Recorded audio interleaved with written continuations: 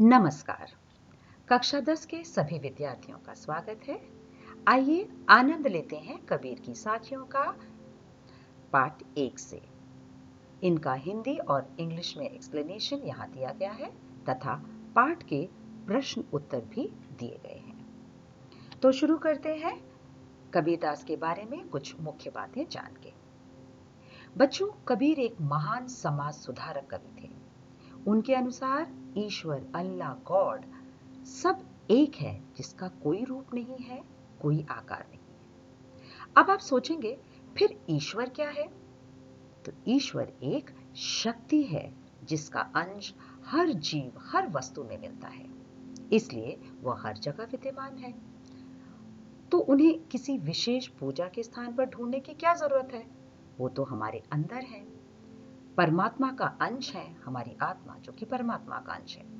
तो फिर ईश्वर के नाम पर तरह तरह के आडंबरों की क्या जरूरत है?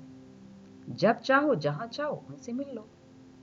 कबीर ने हर धर्म की विशेषताओं का सम्मान किया, लेकिन धर्म के नाम पर दिखावा करने वालों का घोर खंडन किया। उनके अनुसार ईश्वर का सच्चा भक्त, सच्चा ज्ञानी वही है जिसमें प्रेम, शांति, परोपकार जैसे ईश्वरीय गुण हैं, जो अंधविश्वास, अहंकार तथा दिखावे से दूर रहता है, और इसलिए इन्हें निर्गुण भक्ति शाखा का ज्ञान मार्गी कवि भी कहा जाता है।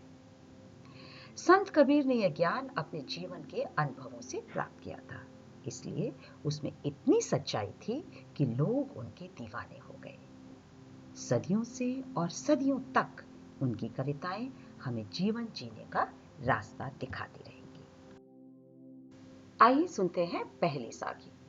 ऐसी बानी बोली मन का आपा खोय,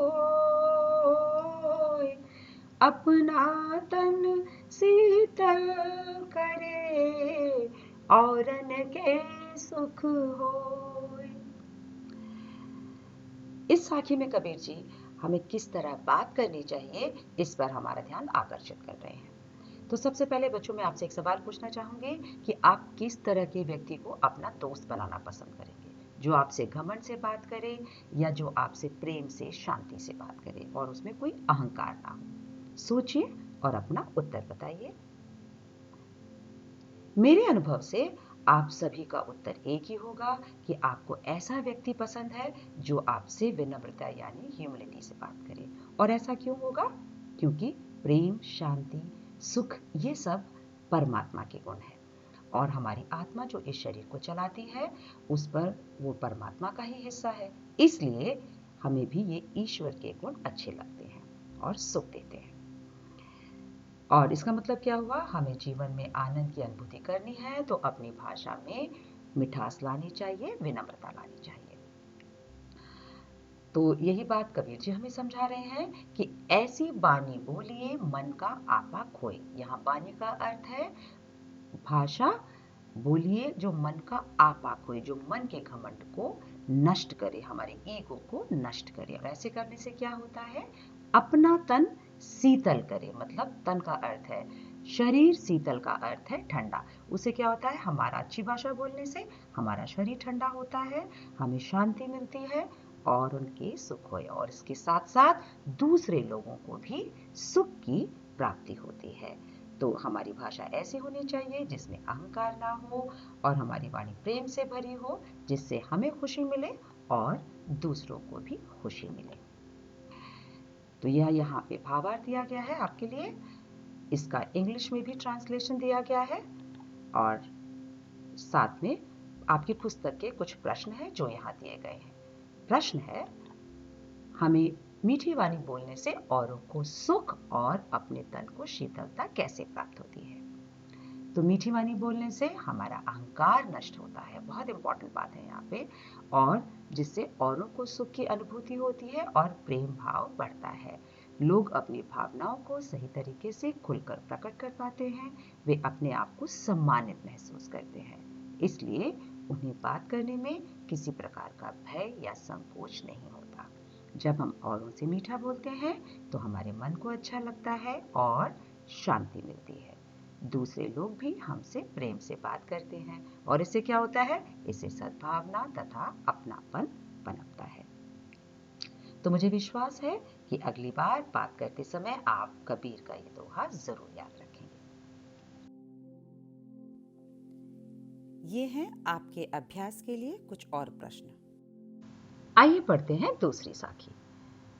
कस्तूरी कुंडल बसे मृग ढूंढे वन माय,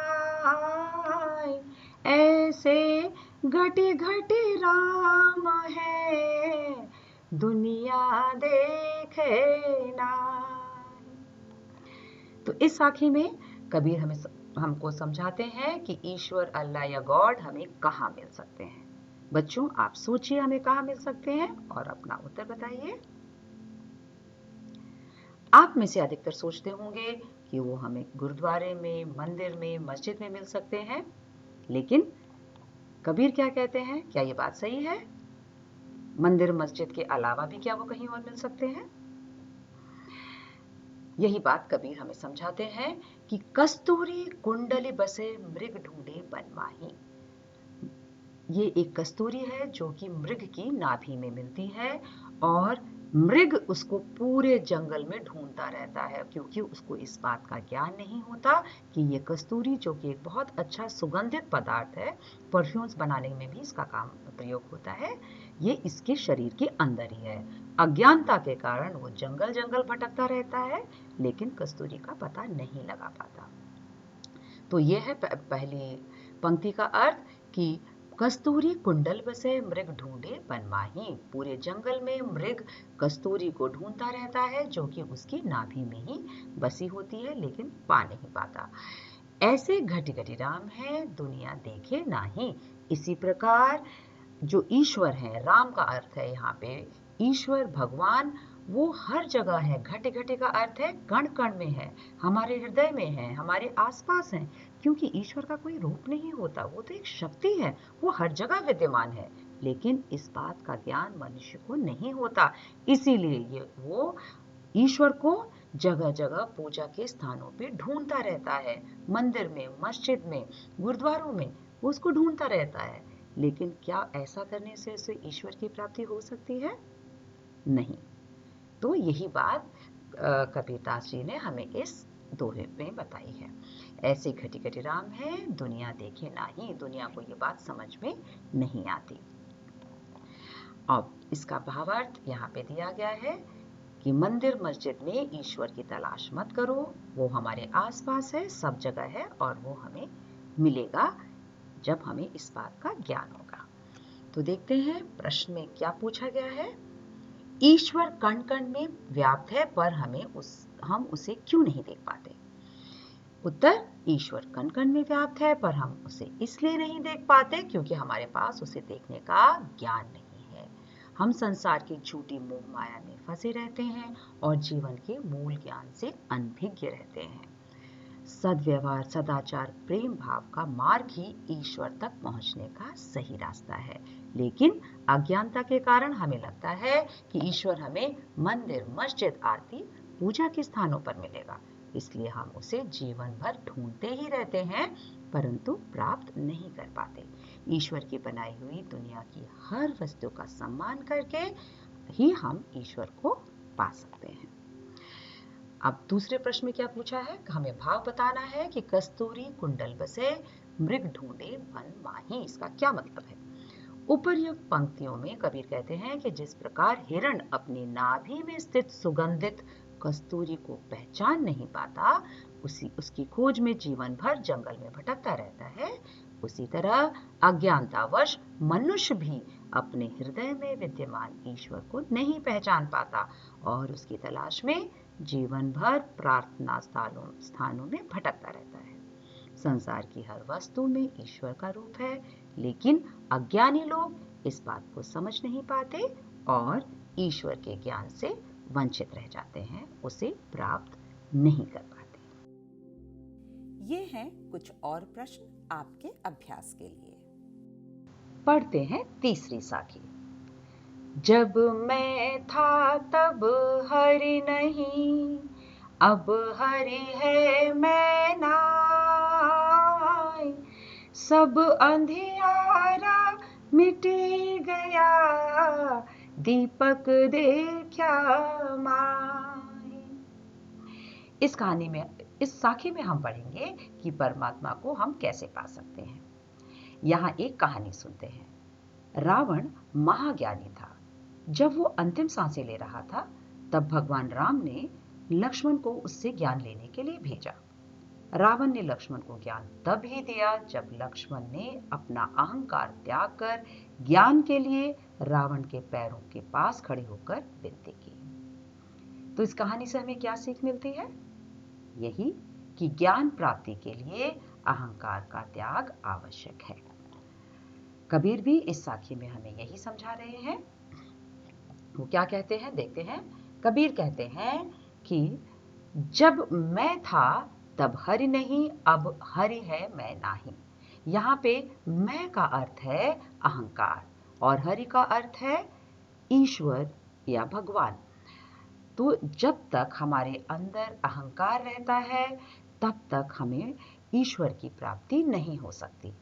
अर्थात यहाँ ईश्वर का अर्थ ज्ञान से भी है। जब तक हमारे अंदर अहंकार है, हमें ना तो ईश्वर की प्राप्ति हो सकती है, ना ही ज्ञान की प्राप्ति हो सकती है। और अब हरि है मैं नाही, जब ईश्वर की प्राप्ति हो जाती है, हमें ज्ञान मिल जाता है, तो अपने आप ही हमारे अंदर का अहंकार नष्ट हो जाता है। सब अंधियारा मिट गया, दीपक देखा माही। हमारे अंदर का सब अंधियारा, मतलब अंधेरा या अज्ञानता जो हमारे अंदर थी, जो इग्नोरेंस थी, वो सब मिट गई है, समाप्त हो गई है। जब, कब, कैसे समाप्त हुई? जैसे ही हमें ज्ञान रूपी दीपक दिखा, मतलब जब हमें ज्ञान हुआ, जब हमें ईश्वर की प्राप्ति हुई, तब हमारे अंदर से सारी अज्ञानता दूर हो गई और हमें ईश्वर की प्राप्ति हो गई।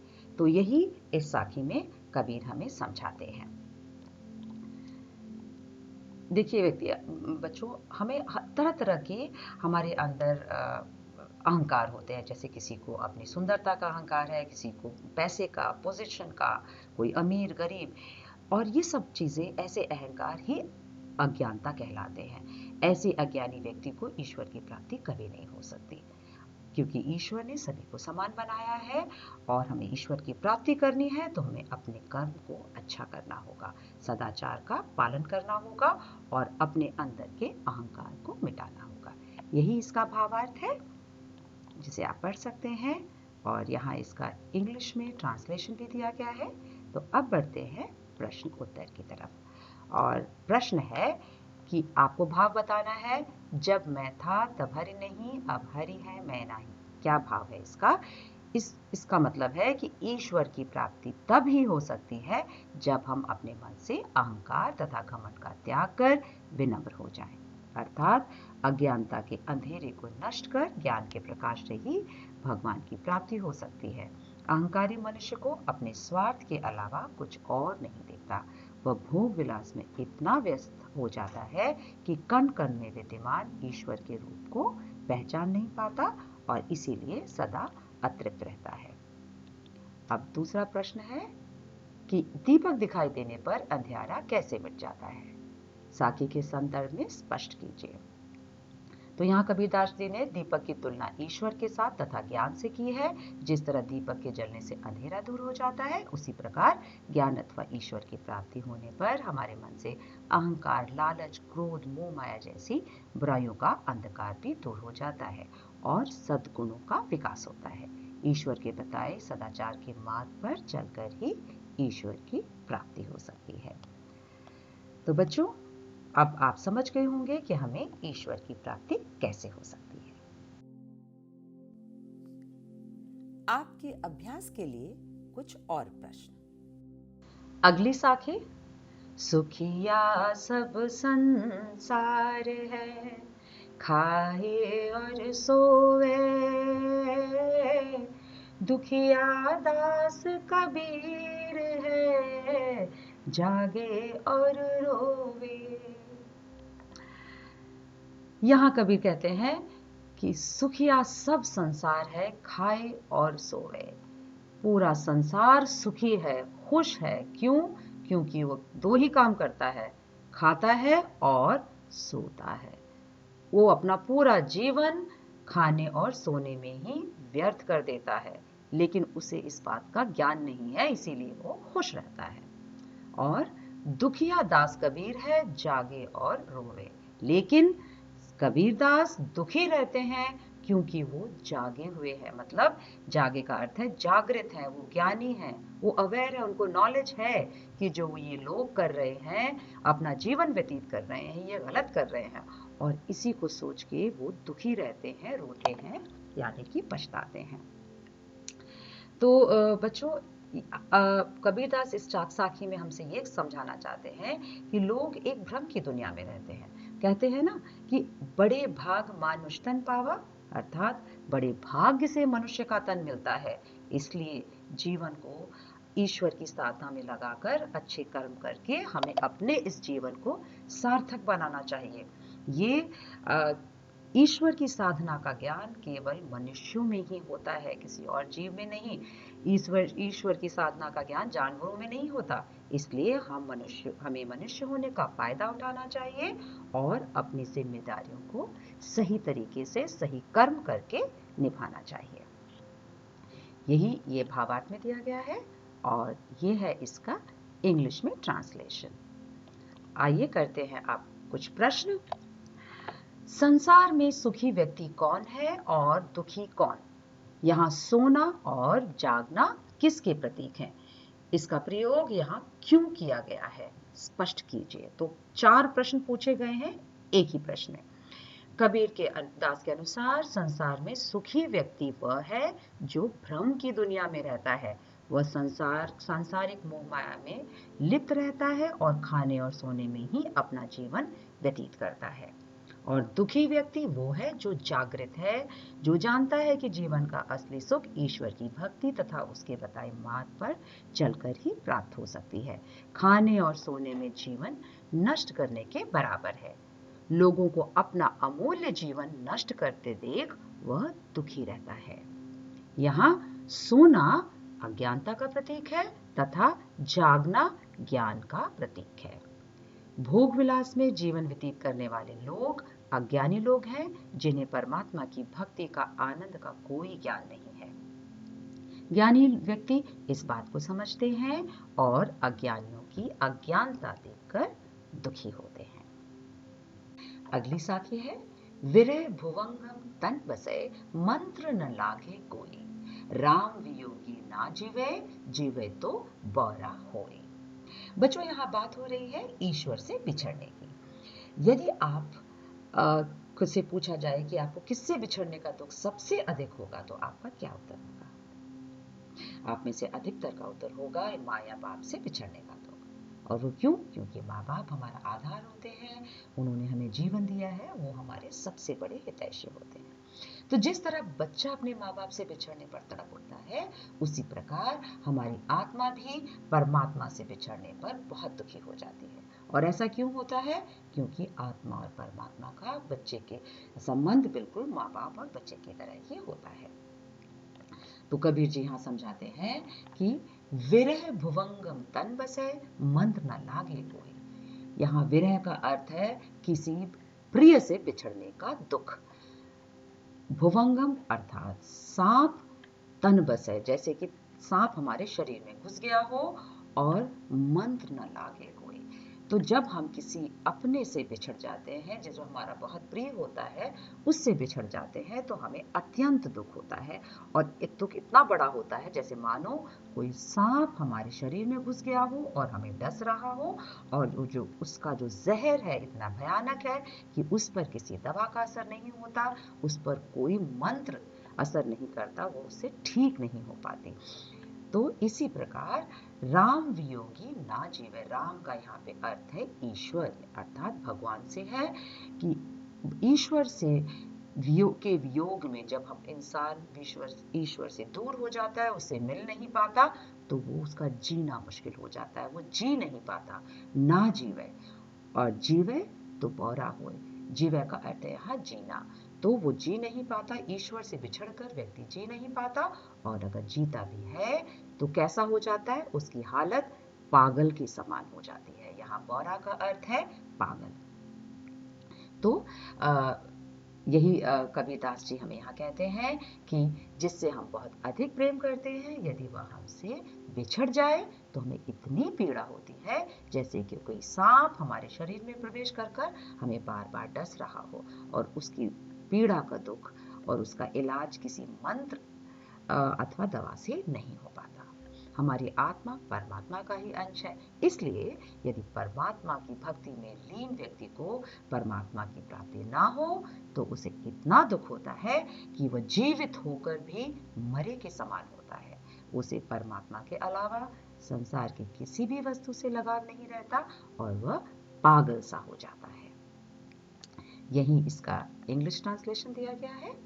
और देखिए प्रश्न में भी यही पूछा है कि विरह भुवंगम तन बसे मंत्र न लागे कोई, इसका क्या अर्थ होता है। तो अभी हमने आपको ये बात समझा दी है। तो ईश्वर से बिछड़ने का दुख व्यक्ति को कैसा होता है, ये आप अच्छी तरह समझ गए हों। सोचिए और उत्तर दीजिए। पढ़ते हैं अब अगली साखी। निंदक नेड़ा राखिए आंगन कुटी बंधाए, बिन साबण पानी बिना निर्मल करे सुभाए। इस साखी में कबीर ने बहुत ही सुंदर तरीके से हमारे आलोचक या हमारे जो क्रिटिक होते हैं उनका हमारे जीवन में क्या स्थान है उसके ऊपर इशारा किया है। देखिए बच्चों, हम लोगों में कमियां होती हैं, सभी में होती हैं। किसी को क्रोध जल्दी आता है, किसी को आलस रहता है, समय पे काम नहीं खत्म कर पाते इत्यादि। लेकिन कुछ व्यक्ति ऐसे होते हैं हमारे जीवन में जो हमेशा बताते रहते हैं कि ये आपकी कमियां हैं और आपको ऐसा नहीं करना चाहिए। क्या बता सकते हैं वो कौन लोग होते हैं? अधिकतर हमारे माता पिता या हमारे अध्यापक हमारे आलोचक होते हैं। और वो हमारी आलोचना क्यों करते हैं? वो इसलिए करते हैं ताकि हम अपना स्वभाव सुधार सकें, अपना नेचर, अपना बिहेवियर सुधार सकें और एक अच्छे इंसान बन सकें। तो यही बात कबीरदास ने इस साखी में कही है। वो कहते हैं निंदक नेड़ा राखिए। निंदक मतलब आलोचक या क्रिटिक, जो हमारी बुराइयां हमारे सामने लाके रखता है, उसको हमेशा पास रखना चाहिए। नेड़ा अर्थात पास रखना चाहिए। किस तरह पास रखना चाहिए? जैसे कि आंगन कुटी बंधाए, हमारे आंगन में ही उसका घर हो, इतने समीप होना चाहिए जैसे कि वो हमारे आंगन में ही रह रहा हो। क्यों ऐसा करना चाहिए? क्योंकि बिन साबण पानी बिना निर्मल करे सुभाए। ऐसे व्यक्ति बिना किसी साबुन और पानी का इस्तेमाल करके हमारे स्वभाव को निर्मल बनाते हैं। यहाँ सुभाए का अर्थ है स्वभाव, निर्मल यानी स्वच्छ करते हैं, साबुन यानी कि साबुन, और पानी मतलब पानी के। बिना साबुन या पानी के हमारे को एक अच्छा इंसान बना देते हैं, हमारा स्वभाव अच्छा कर देते हैं। कैसे अच्छा करते हैं? हमारी जो कमियां हैं, जो हमारे अंदर अवगुण होते हैं, उनको हमारे सामने रखकर। तो जब ये लोग ऐसी बातें करते हैं तो उनका हमें बुरा नहीं मानना चाहिए, बल्कि उसको पॉजिटिवली लेना चाहिए और अपने स्वभाव में सुधार लाना चाहिए। ये उसका भावार्थ दिया गया है इंग्लिश ट्रांसलेशन के साथ। यहाँ आपकी पुस्तक का प्रश्न भी है। अपने स्वभाव को निर्मल रखने के लिए कबीर ने क्या उपाय सुझाया है? कबीर कहते हैं कि हमारे आलोचक अथवा हमारी निंदा करने वाले व्यक्तियों को अपने समीप या पास रखकर हम अपनी कमियों को जान सकते हैं। उनकी आलोचना से हमें आत्मनिरीक्षण करने का अवसर मिलता है, सेल्फ इंट्रोस्पेक्शन, और अपने स्वभाव को सकारात्मक परिवर्तन लाने का मौका मिलता है। हम पॉजिटिवली अपने आप में बदलाव ला सकते हैं। इस तरह हम अपने स्वभाव को निर्मल रख सकते हैं। इसलिए हमारे निंदक हमारे सबसे अच्छे मित्र तथा हितैषी होते हैं, जो बिना किसी साबुन या पानी का प्रयोग करे हमारे स्वभाव को निर्मल बना देते हैं। तो मैं आशा करती हूँ अब से आप अपने क्रिटिक्स या अपने आलोचकों को का बुरा नहीं मानेंगे और उनकी बातों पर ध्यान देकर अपना स्वभाव निर्मल करने की कोशिश करेंगे। ये हैं आपके अभ्यास के लिए कुछ और प्रश्न। आइए पढ़ते हैं अगली साखी।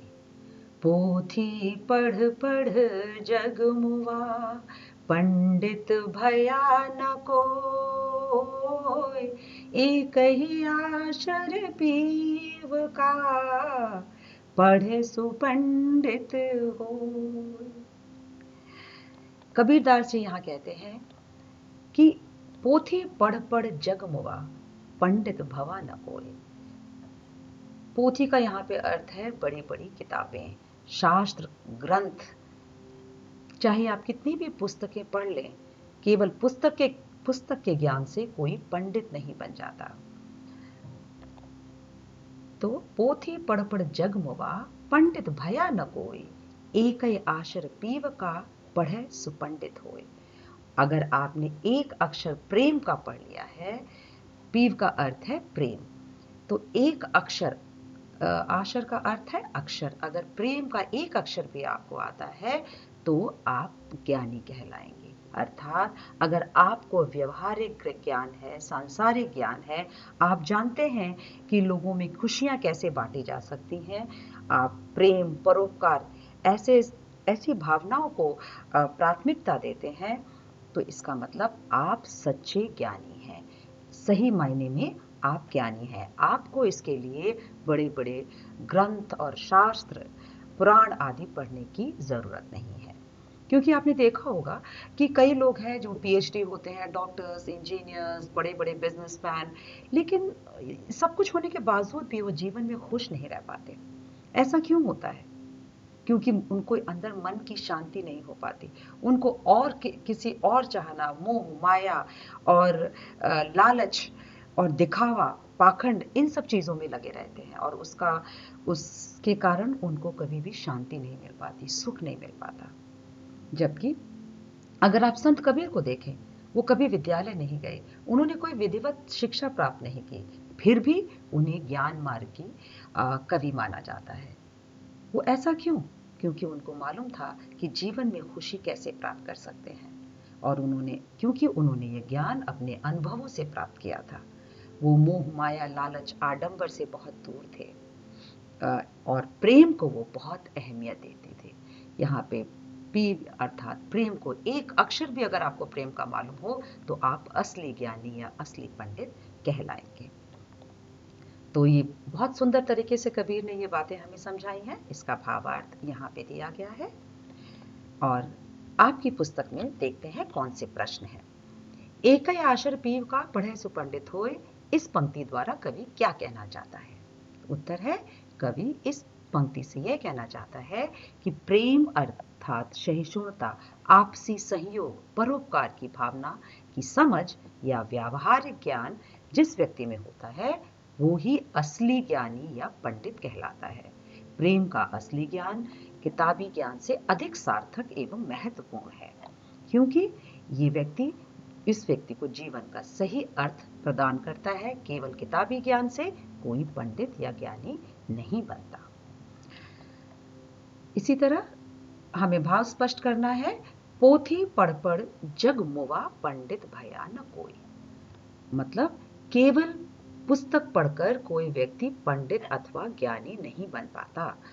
ग्रंथ, पुराण आदि किताबें ज्ञान के अलावा व्यवहारिक ज्ञान का होना भी अति आवश्यक है, क्योंकि ये ही जीवन का मूल तत्व है जो मनुष्य को बुद्धिमान तथा ज्ञानी बनाता है। प्रेम का एक अक्षर भी यदि हम समझ पाए और उसका पालन कर पाए तो हम बिना किसी किताबी ज्ञान के ज्ञानी कहलाएंगे।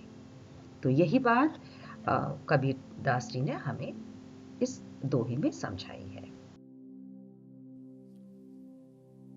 ये हैं कुछ और प्रश्न आपके अभ्यास के लिए। अब पढ़ते हैं इस पाठ की आखिरी साखी। हम घर जाल्या आपना, लिया मोराड़ा हाथ, अब घर जालो तास का, जे चले हमारे साथ।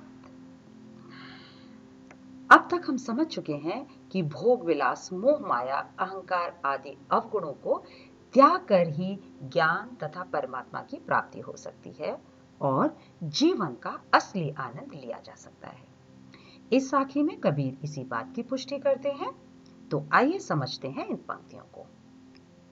हम घर जाल लिया आपना, मैंने अपना घर जला लिया है। घर आपना का मतलब है अपना, जाल लिया मतलब जला लिया है। मैंने अपना घर जला लिया है। यहाँ घर का अर्थ है मन में बुरे विचारों का घर। हमारे मन के अंदर बुरे विचार होते हैं, इल फीलिंग्स होती हैं, उनको इन्होंने नष्ट कर दिया है, जला दिया है। कैसे जलाया है? लिया मुराड़ा हाथ, हाथ में जलती हुई मशाल लेके, जलती लकड़ी लेके उन्होंने अपने मन के बुरे विचारों को जला लिया है। और उससे क्या हुआ है? उनके मन में ज्ञान का प्रकाश फैल चुका है। अब घर जालो तास का, जे चले हमारे साथ। और अब वो तैयार हैं घर जलाने के लिए। जालो मीन्स जलाने के लिए, उसका, तास का मतलब उसका, जो उनके साथ चलने को तैयार हैं, उनके फॉलोअर्स बनना चाहते हैं, उनकी बातें जिन्हें पसंद आती हैं, और जो व्यक्ति अपने घर के मन से बुरे विचारों को निकालना चाहते हैं, दुर्विचारों को निकालना चाहते हैं, उनको, उनकी भी वो मदद करना चाहते हैं और उनके मन से भी उनको ज्ञान देकर बुराइयों को नष्ट करने के लिए तैयार हैं। क्यों बुराइयों को हम नष्ट करना चाहते हैं? क्योंकि बिना बुराइयों के नष्ट करे हमें ईश्वर की प्राप्ति नहीं हो सकती, हमें जीवन का आनंद नहीं मिल सकता। यही भावार्थ यहाँ पे दिया गया है, जिसका कि इंग्लिश में ट्रांसलेशन भी है। और अब देखते हैं प्रश्न जो आपकी पुस्तक का है। कबीर की उद्धृत साखियों की भाषा की विशेषता स्पष्ट कीजिए। कबीर की साखियों की भाषा सरल है और सामाजिक समस्याओं का समाधान को उजागर करती है, इसलिए बहुत अधिक लोकप्रिय है। उन्होंने कोई विधिवत शिक्षा प्राप्त नहीं की, जगह जगह भ्रमण करके संतों और गुरु रामानंद से जीवन का प्रत्यक्ष ज्ञान प्राप्त किया था। इसलिए उनकी भाषा में अवधी, राजस्थानी, भोजपुरी, ब्रज भाषा, खड़ी बोली, पंजाबी आदि भाषाओं का मिश्रण है। और इस मिलीजुली भाषा को पंचमेल मतलब 5 भाषाओं का मेल, पंचमेल या सद्धुकड़ी भाषा अर्थात साधुओं की भाषा भी कहते हैं। उन्होंने अहंकार, दिखावा, पाखंड तथा अंधविश्वास का घोर खंडन किया। वो इस बात को बिल्कुल नहीं मानते थे और अपनी कविताओं के माध्यम से समाज को जागरूक किया, उनमें जागृति पैदा करी। उनके अनुसार ईश्वर की प्राप्ति किसी पूजा स्थल पर जाके कर्म कांड करने से नहीं होती, बल्कि प्रेम, सहयोग, सहृदयता, उदारता आदि मानव मूल्यों का अनुसरण करके ही हो सकती है, उसका पालन करके ही हो सकती है। अर्थात हमारे अच्छे कर्म ही हमें ज्ञानी बना सकते हैं और ईश्वर की प्राप्ति में मदद कर सकते हैं। तो बच्चों, इस वीडियो में इतना ही। फिर मिलते हैं अगले वीडियो में। तब तक पढ़िए और बढ़िए। आपके अभ्यास के लिए कुछ और प्रश्न।